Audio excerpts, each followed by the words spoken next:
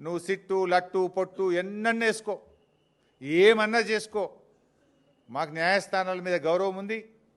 నువ్వు ఎక్కడికి పిలిచినా వస్తా, ఎన్నిసార్లు పిలిచినా వస్తా, నిజాయితీగా సమాధానాలు చెప్తాం. మేము భయపడం. చట్టం మీద మాకు గౌరవం ఉంది. నీ చిల్లర రాజకీయాల మీదనే మాకు అసహ్యం ఉంది. వెగటు పుడతా ఉంది ప్రజలకు. నీ భాష, నీ మాటలు వింటా ఉంటే రోత పుడతా ఉంది ఇలా రాష్ట్ర ప్రజలకు. రేవంత్ రెడ్డి గారు చూసుకో, అసలు ఇడిచిపెట్టం, నేను ఇంకా గట్టి కొట్లాడతాం. నీ 6 గ్యారెంటీల అమలు మీద, నీ కుంభకోణాల మీద మేము మా పోరాటాలు జరుపుతూనే ఉంటాం. మాది ఉద్యమ పార్టీ, రాష్ట్రం సాధించిన పార్టీ బీఆర్ఎస్ పార్టీ.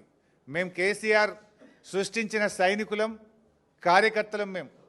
మాకు త్యాగాలు తెలుసు, మాకు పోరాటాలు తెలుసు.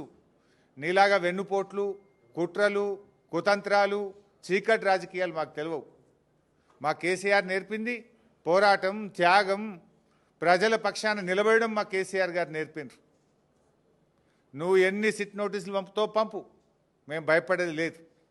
కానీ నువ్వు దర్యాప్తు పేరు మీద ఆడుతున్నటువంటి ఈ నాటకం తెలంగాణ ప్రజలు నిశ్చితంగా గమనిస్తూ ఉన్నారు. నాకు తెలిసి ఇవాళ మళ్ళీ లీక్ ఇస్తారు, ఇట్లయిందట అట్లయిందట, లోపల ఓ చిల్లర లీక్ ఇస్తారు. దమ్ముంటే వీడియో బయట పెట్టు. మొత్తం వీడియో రికార్డింగ్ అయింది కదా. I'm challenging Revanth Reddy.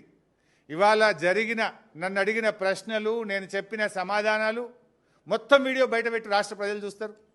చిల్లర లీకులు ఎందుకు ఇస్తావు? మళ్ళీ నాకు తెలిసి ఇప్పుడు సాయంత్రం లీక్ ఇస్తారు. లీకుల ప్రభుత్వం ఇది. లీకుల ప్రభుత్వం, స్కామ్ల ప్రభుత్వం. లీకుల మీదనే ప్రభుత్వాన్ని నడుపుతున్నాడు రేవంత్ రెడ్డి. ఎంతకాలం నడుపుతావు లీకులను? ఈ లీకులు, ఈ చిల్లర రాజకీయాలు, ఈ బురద రాజకీయాలు నడవయి. ప్రజలకు డెలివరీ కావాలి, ప్రజలకు ఇచ్చిన మాట నిలబెట్టుకోవాలి. అరే నాట్లు పడుతున్నా, ఇదివరకు రైతు బంధు ఇయ్యలే, రైతు బంధు ఎప్పుడు ఇస్తావో చెప్పు. నాట్లకు కేసీఆర్ పైసలు ఇస్తే నువ్వు ఓట్లకు పైసలు ఇస్తున్నావు. ఓ పంటకి ఇస్తున్నావు, ఓ పంటకు ఎగబెడుతున్నావు.